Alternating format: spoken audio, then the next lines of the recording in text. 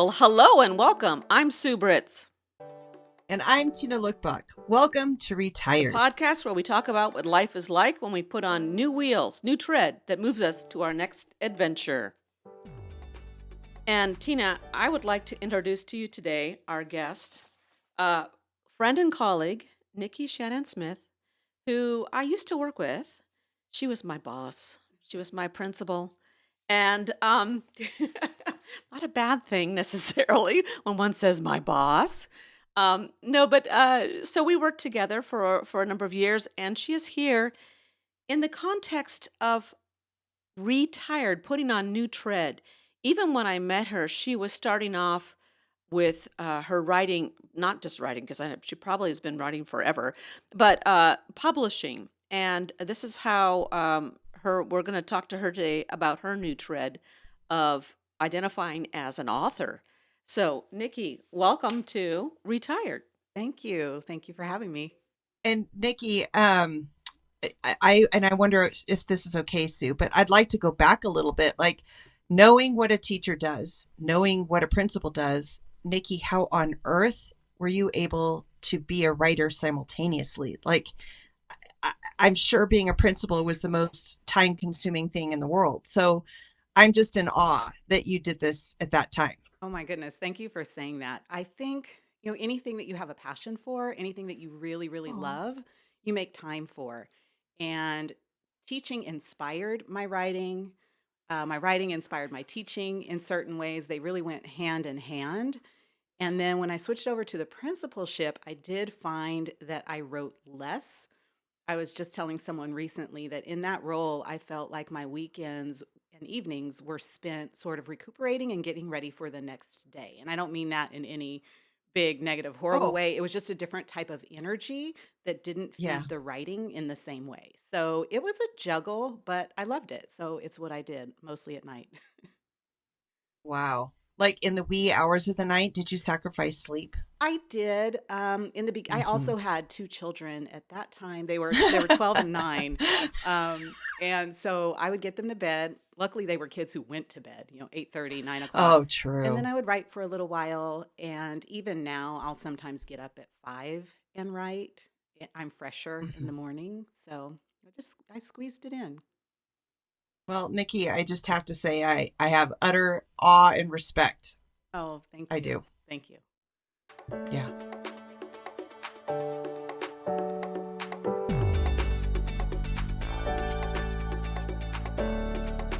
Listeners, you should know that we are on the eve of something very exciting.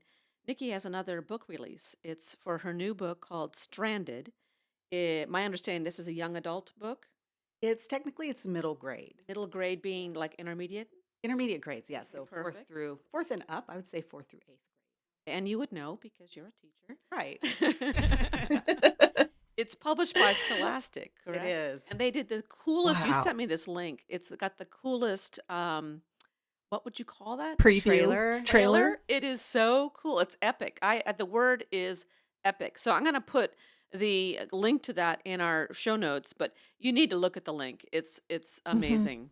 I love that It felt trailer. like a movie I wanted to see already. Yeah, it's like Like okay. I'm ready for the I movie. thought, Me oh my too. gosh, it's already been converted into a movie. I'm ready. I had several people think, "Oh wow, it's your book's already a movie." I was like, "No, it's just a really good commercial for a book." Already a movie. So I'm hoping that it will actually turn into a movie. From my understanding, because I have not read your new book, obviously, it loosely mirrors one of my favorite authors, Gary Paulson, and his wonderful stories of Hatchet. Used to do author studies of Gary Paulson, and we would the kids loved it. It was a he was all the Mhm. books that he writes are very interesting, very engaging, but this one is about survival. Right. When I wrote the book, the comp that we use, which is like the comparative title, was actually My Side of the Mountain, which I've read much more recently than Oh, Hatchet. And then Kate Messner, who you may know as an educator, writes a lot of books, award winning, read it pre release and called it a modern day diverse version of Hatchet, which I couldn't have been more wow. complimented. And yes, there are Yeah. definitely some similarities. That's so cool too, because like Gary Paulson is very prolific, and I'm seeing that you are becoming very prolific as well. What publishing number are you on at this point with this book? I believe this is going to be release number 20. There are several in the works. Wow, Officially, I think this is number 20. I should have counted. amazing. That's exciting. Super exciting. Thank you. When I first met Nikki, she was had just published that Christmas Elves with Golden Books. Right. That was my first book, Yeah. 2011. And then we met in 2012. And then I understand there's a new Golden Book coming out in 26 that is Prince. Yes, it is a little golden book biography about Prince, who is my favorite. I think I'm in purple You mean the today. singer The Prince? singer, The the Prince? actor, yes, Oh, wow. the producer, the artist. Yes, the artist. Yes. There we go. Ah, wow. Yeah, Oh. this is very cool. Very exciting. He Thank you. deserves a little golden book. That's so Thank you. great, I thought Nikki. so too. Well, I think that's so cool too because like back when I was a kid, little golden books were never about like real people. They were all fantasy kind of Animals. things, animals, Bambi, stuff like that. So to see that Golden Book has expanded into expanding on what children's literature is for little kids too is really exciting. It is. They have a great line of biographies now. I have a question. Okay, so this takes us back to our childhood kind of thing too. You mentioned My Side of the Mountain. That was one of my favorites when I was a kid growing up. Um, and I really, the character really resonated for me. I could see myself right Mhm. there in the same situation and having similar reactions and everything. And back when I was a kid, most main characters were boys, Mm. and it never was like, okay, I can't relate because I'm a girl. It was just the standard. I mean, except for like Harriet the Spy. I loved her. That was great. Pippi Longstocking, Nancy Drew. Oh, Pippi, Those of were course. our girl characters, but Mhm. we didn't have in the juicy stuff, in the vast majority of what we read as kids didn't include girls as a main character. Um and I always thought that as a kid, when I was a kid, thought that was such a disservice not only to myself but to boys, that for boys not to see girls as capable and interesting and showing leadership and resilience and all these things that everyone can be. And I'm just wondering because I know that you've got a whole series based on girls who are the main character and they survive incredible things through history and um, can you tell me what your thoughts are about your characters? First, I'll say representation is so important. I think we're getting it right compared to what we would have been reading as kids. And I remember very distinctly reading a book by Arnold Adolph back in the 70s, and it was called Black is Brown is Tan. And it was an illustrated, rhymed Mm. text picture book. And it was the first time I ever opened the pages and saw a family that was shades of brown. And I Wow. remember I can still almost see myself laying on the floor, on my stomach, up on my elbows, just looking at the pictures. And I still have excerpts of that memorized because I saw myself. So they say Wow. that girls are more likely to read books about boys than boys are to read books about girls, which is unfortunate. Yep. I think having a wider canon in general in children's literature really makes a difference. I had a lot of boys read Girls Survive books while I was in the classroom. And I think that we need to make sure we're not limiting anyone in their ability to see themselves and that we're not limiting anyone in their ability to see others and find the commonalities and the ways in which we're unique. So beautifully stated. Yeah. Yeah, it makes me want to You know, cry and I'm wondering, that was in the a good follow-up way. I was going to ask you is like, do you see boys getting that same to the point where they don't even see the character as a girl. They just see it as a character, a personality and relate to Mhm. that person and are not afraid to or stigmatized to relate to that person. I think they're still leaning toward reading about themselves, which is probably normal and natural. Mhm. I often will pick up a book. If I'm looking at covers, for instance, I'll pick up a book that in some way speaks to me.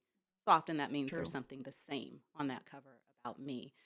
I do think that the stigma is definitely gone. And I think that we're much more understanding of and aware of different identities.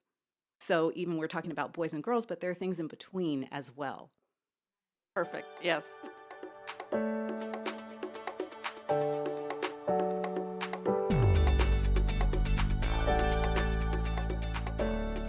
I just want to learn more about you as an author and how that looks now that you are on this side of not being a principal, of being on the retired side. Like, how does it affect it? Or do you feel more creative, more inspired, or do you feel more pressured? Like, where are you with the whole writing in comparison to before? All of that you just said. Um, I definitely feel inspired, and I think it's because the pressure to hurry up and go to sleep or get up and get ready and hurry is gone. And so there's just more space in my mind in general for creativity. So, in that sense, there's been an awakening where I've got more ideas. I Wow. feel more inspired to try different things. I've been experimenting with more poetry, which I'd been away from for quite some time. And on the other side of that, there's an immense amount of pressure um, to not disappoint myself, honestly, to be able to realize the dream of forwarding my career as an author and as a speaker, and still really strongly identifying as an educator. So, making sure that I'm doing my part to be a role model, to be present for young learners, young readers, and to just share my love of books. Okay, so I have another question, and excellent answer. Um, so now that you have more time and you've been in a job where every single second was consumed with thought and productivity, really, do you feel that's where I was kind of going with the pressure?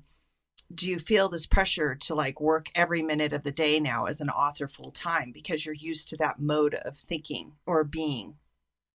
Initially, I had to remind myself that it was okay to go to the bathroom.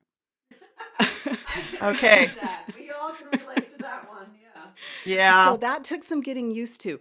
But other than that, I started out really unproductive. And I think there was a decompression period, Yeah. a period of re identifying and redefining myself, because at the same time, I became an empty nester. So now, I'm not mommy. Oh, I'll always be mama, but I'm not mommy right. anymore. I'm not Mrs. Smith, the teacher, anymore.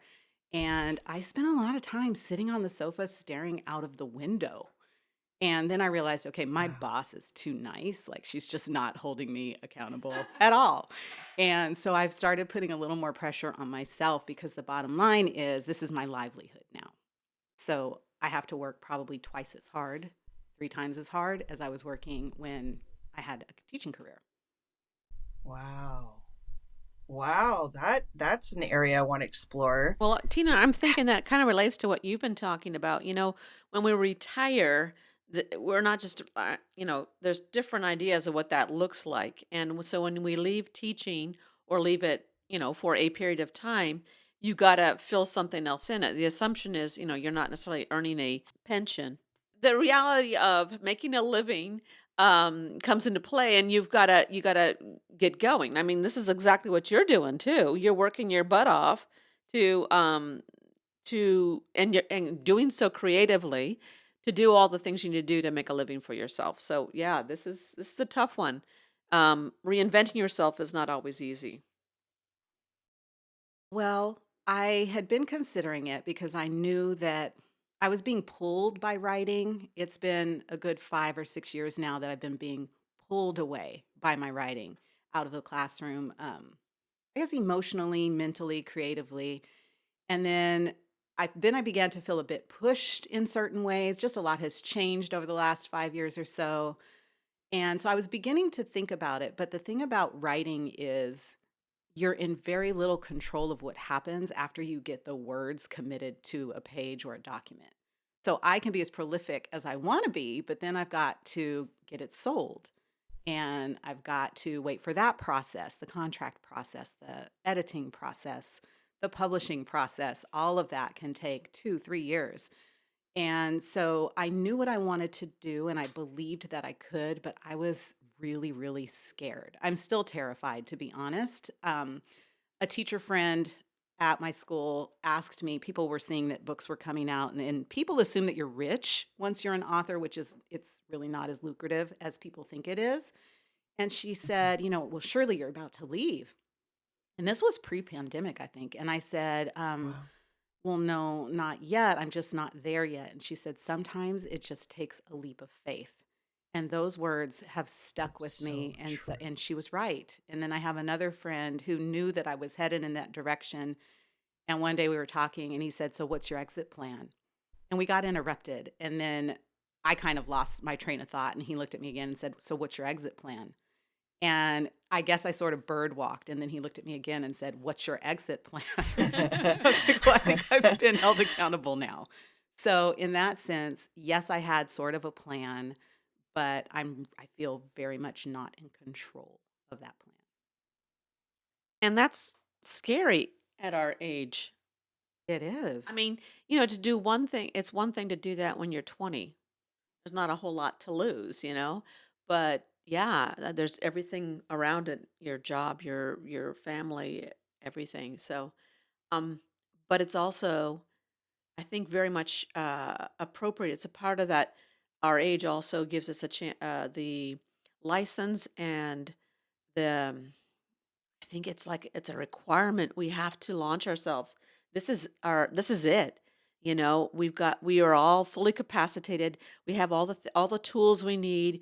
We have all the support we need too from our family and friends. And it's about doing the thing that you need to do. This is the time. This is the moment. So Right. congratulations on you. Thank you. Yes, and I understand how scary. I quit teaching with only 19 years into my career. Um, and so my retirement is very slim, which is, the consequence. But I have to tell you, like what you said, it's like this pull, this passion, this desire that's so great that you just keep trusting each day as it goes on that you're on the right path. Because I don't know about you, Nikki, but one of the things as I'm getting older, I don't want to die having regretted not trying. If I fail at this attempt, then at least I've tried and I feel content about that. But I think if I had just stayed remaining as a teacher and not gone down this path that I've always wanted to, I think I would feel sad at the end. Like, wow, I wonder what that could have been. So no matter where it goes, I'm enjoying this process and I'm trying to stay grounded in the moment. That's all I can do. Right. And as teachers and family members, we often commit ourselves to other people. And there are many Mm-hmm. people often on the list before ourselves. Us. And this is the era of me. I get to live the life that I'm choosing in a certain way, and that benefit outweighs the cost of insecurity. Ooh, excellently stated.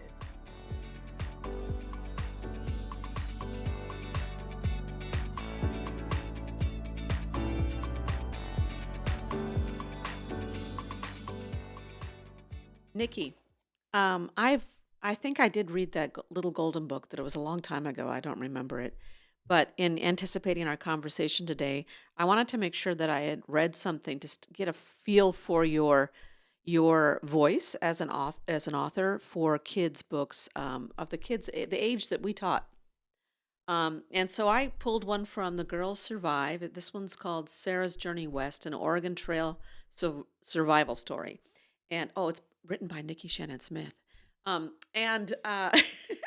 and I chose this one because this is content that we taught in Right. fourth and fifth grade. Um, and I wanted to, see how it felt. And I would like to ask later on if you would sign this book, and I'm going to go give it to our school. Oh, I'd Um, be honored. put it in their library. That would be fun to do. But this is some of that core literature. When we're trying to teach uh, some of our standards for social studies, for example, a great way to do it is through literature. But by doing so, you also hit on so many other things that you want to teach children, and your book holds true. And the other thing I just love about the presentation of the book is that it's got that beautiful graphic on the front. It has a glossary in the back. It has the teacher questions, a note from the author, and the questions and prompts that could be used by a teacher and the students. So marvelous. Can you tell me what your gut instinct is to this book? Tell me how you mean my gut So, instinct. like when I say I pulled this one of all your Oh, books, okay. what is your reaction to be pulling this one? What's funny is there are 5 books that I've written for. It's a multi-author series, and I've done 5 of them. And each one has been really different. And that one, I think I knew the most about in terms of the historic content. And so I really got to think outside the box in terms of what do we not see in the classroom when we're teaching this history. So it was fun to write. And I was surprised to learn that in Oregon, they used it for the Battle of the Books. For people who Cool. aren't familiar with Wow. that, a lot of schools every year will have kids get into teams and read books, and then the battle itself is a comprehension battle where they answer questions about the books. So it was used for that. So I had a lot of fun How writing that did you book. find out? I just got goosebumps because I did the Battle of the Books. Oh, okay. Well, so the way I found out was this is going to sound, it's not vain at all, is the way it's going to sound. But long time ago when I was starting out, someone told me to set up a Google alert for my name and for my titles. And I did So that. So when smart. someone posts something about me or one of my titles, I get an alert. And a lot of times I ignore them, or it's just a new book has come out. And so it's hitting all of the bookstores or the online venue. So it's just those. But I learned about the Oregon Battle of the Books through a Google alert. That's cool. Wow. All right. So my questions here. I think I love this because it would have been fun to teach with you at grade level because we always share ideas and work maybe even students and work together. And I think we would have been right there. Um, It would have been fun. yeah, but I don't need to go back. That's fine. No. Uh, one of the things that I love, and Tina and I have been talking about this recently, is that you are in this book. You're sharing, and I assume with the others too, because the titles kind of anticipate that there's going to be a lot of sad and scary things that are happening. Right. And I love that you are honest with kids and upfront and real about the hard topics. And in this one, I'm talking about. There's a couple that are coming up. One that I would like to talk about first is death. Mhm. There's a death in this story of someone that a character knows, and so it's not just a death in general. It's someone they know. It's cholera, and that's we've been talking about this recently. It's something that kids need to hear about and learn about and feel about because it's going to happen to people they know and care about and eventually to themselves as well. Um, and in a lot of people think that kids of this age, we're talking intermediate students, 10-year-olds, shouldn't be talking about death. What are Mm. your thoughts? Here's the thing. I think children get underestimated far too often. They're learning. They're sponges. And so they're hearing things whether we know it or not. They're processing things that we have no idea that they're processing. If they are not reading about it, they're talking about it with friends and maybe not processing it the way we would want them to. And when adults don't talk about things, they either become taboo or they become scary. Yeah. And death is something that can feel scary anyway. So I think we need to be talking about things with children, and if nothing else, open doors that allow them to ask their questions or to share their concerns. And we need to let them grow in a safe way. Nikki, spot on. Spot on. Excellent. I'm going to ask you if you would to read this next section. Um, this is another topic that is maybe the taboo or the scary topic that needs to come up in stories, whether they're historical fiction or whether they're fiction or nonfiction, whatever it is. These topics need to come up. So, and this is in the story. They're on a Oregon West a trail, a wagon trail, and they're heading west to Oregon. And there is a man who is clearly prejudiced, racist. And in the story, the word I don't know if the word racist is even mentioned here, but clearly, everyone knows there's a little something off. There are some people that are on his side and others that are clearly not. And so it's kind of a split wagon trail, and yet they're all cooperating together, kind of like what's going on in our country right now. Right. Split 50-50. and people calling it out. So we're on page 61, and I'm going to have you start here with one day. All right. One day, at the end of May, Mr. Lee shouted, "We made it to Chimney Rock!" It looked like a big mountain with a chimney growing out of the top. The most exciting thing about Chimney Rock was that it meant we weren't lost. I sat in the shade of our wagon while some of the others admired Chimney Rock. Mr. Adams didn't know I could hear him when he said, "I can't stand Lewis. I should have shot him when I had the chance. I need to put him in his place." "Yes, you do," said Mr. Edwards. "I'd like to see you try," I thought. Daddy had already wrestled him down once, and I knew he could do it again. Whoa. Again, the shivers come off here because we're talking about okay, not wrestling someone down or beating them up. We're talking about Shooting. shooting someone to death. Right. And that is as real as it was because we in fact I used to read about these during the Oregon Trail. There were skirmishes like this, there were murders and deaths like this. It was not unusual. There was nobody out there to police you except the people around. Is anyone going to stand up and speak for someone? This was always a topic that we could bring up in the classroom as a way of when do you put yourself on the line, when do you speak up, and how do you speak up? Right. One of the things I try to do, especially in the Girls Survive series, because they are historic events and because they often involve the isms, because that's history, I try to make sure that I have a range of characters that represent all of the different attitudes, all of the different segments of our population. So on this particular wagon train, we've got men and women, we've got people of color, we've got people who are racist and people who are not.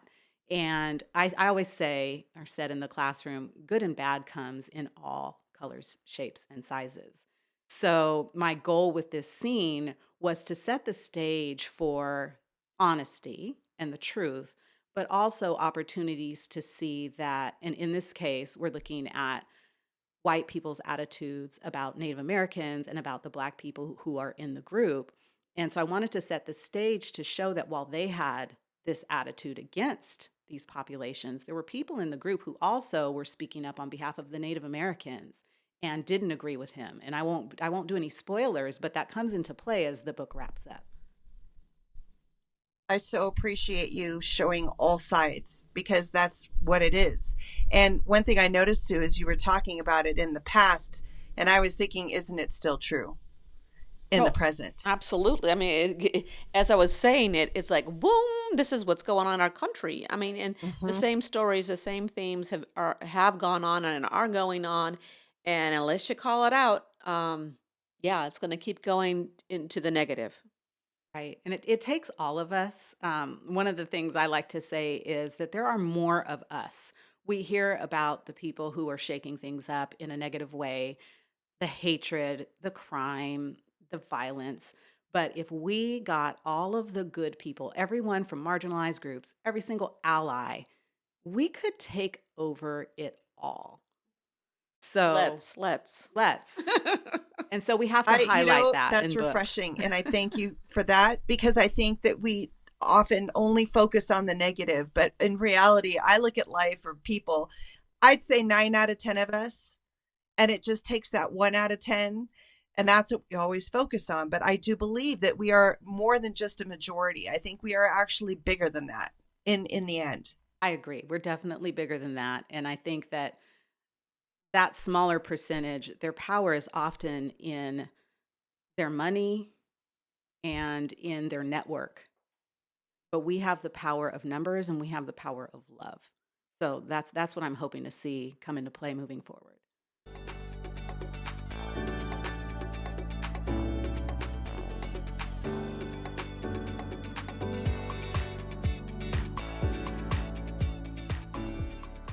So when did you start writing? Like, did you were you 5 thinking, I want to write a book?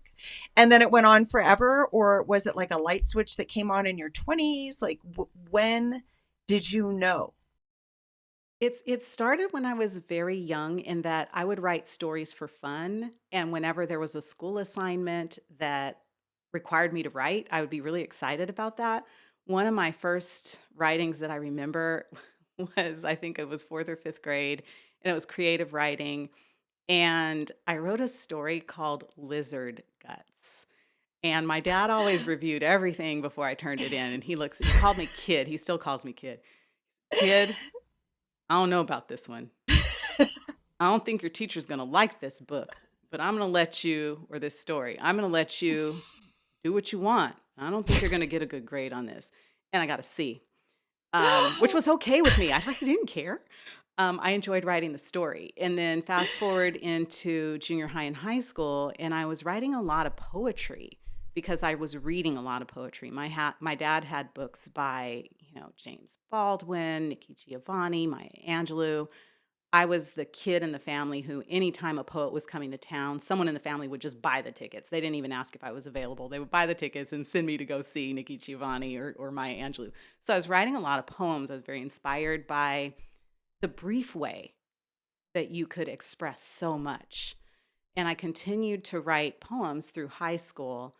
And then I kind of stopped. I think college caused me to lose my passion for reading and writing to some degree. I majored in English, so I stepped away from it, and then real life comes into play, right? Then you're working a full-time job, and then in my case, I became a mom, and I stopped. And when I was about 35, I remember taking a day off because it was a mental health day. It was a wellness day.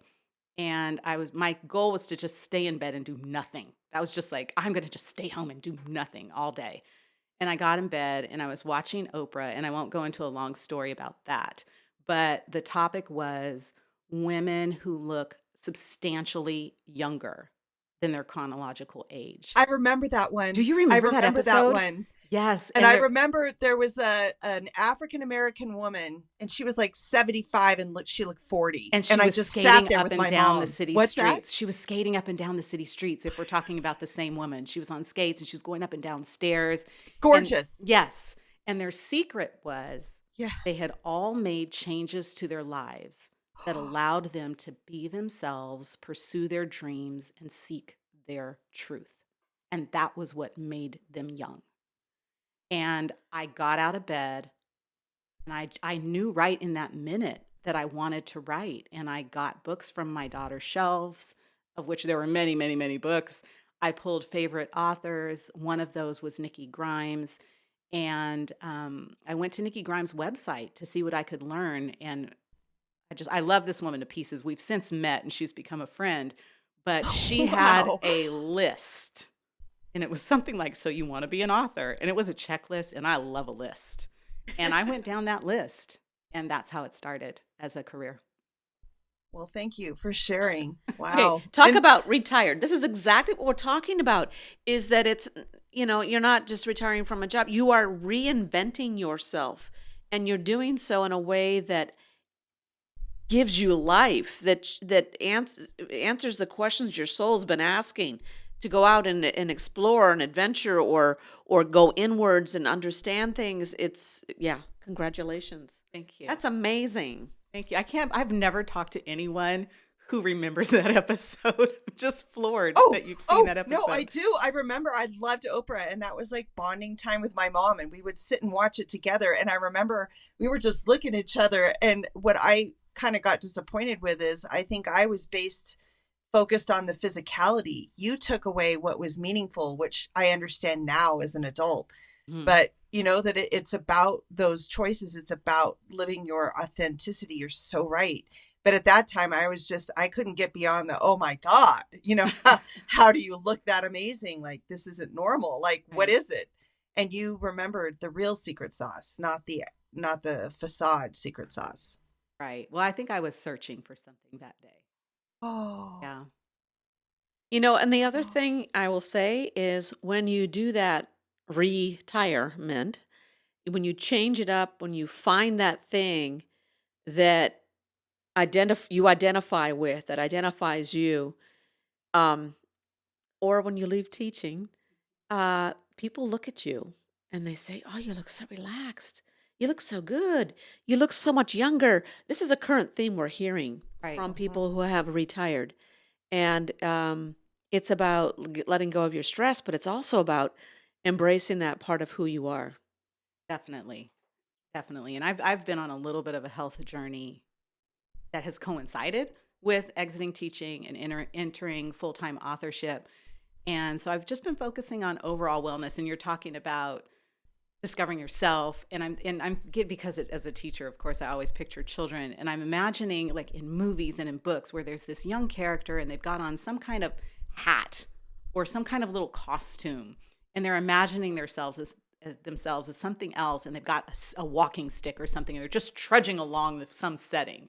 And I feel like that is very much what I'm doing right now, like the adventurer. I'm just the adventurer in a different hat, walking a life that I'm imagining for myself.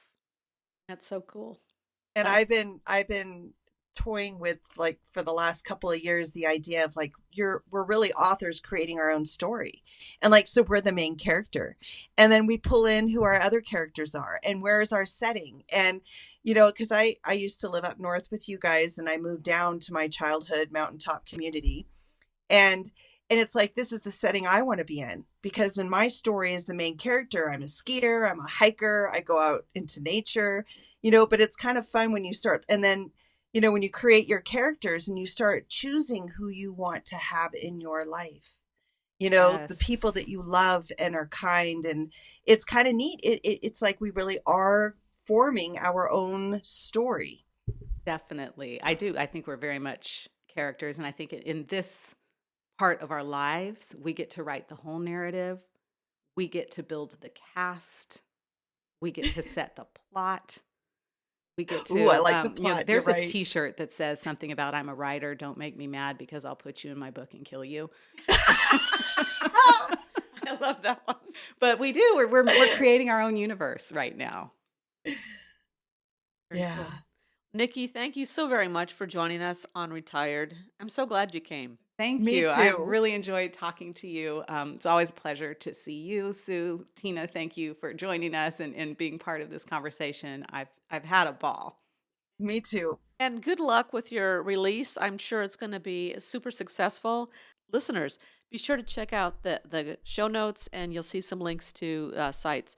And order that book, Stranded, or any of the other 20 odd titles that she's got. So go for it. I have to Thank say you. one little thing. And I will be getting your new book, but as an adult, I don't know if that's why I love teaching sixth grade so much, because that seems to be the age group that I just love. But even the literature, like when Sue got me into the Hatchet and all those things, like I ate it up, like I enjoyed it. So I'm actually sitting here as an adult, like going, oh, I can't wait, another like adventure, right, out in the wilderness, survival. Yeah, middle grade is really it's fascinating because it hits kids at that point in their lives where they are actually defining themselves, much in the way that we are redefining ourselves. Mhm. And so I think as adults, we sometimes relate to the 10-year-old characters who are just trying to figure things out. I hope you enjoy it. Thank you. I'll let you know.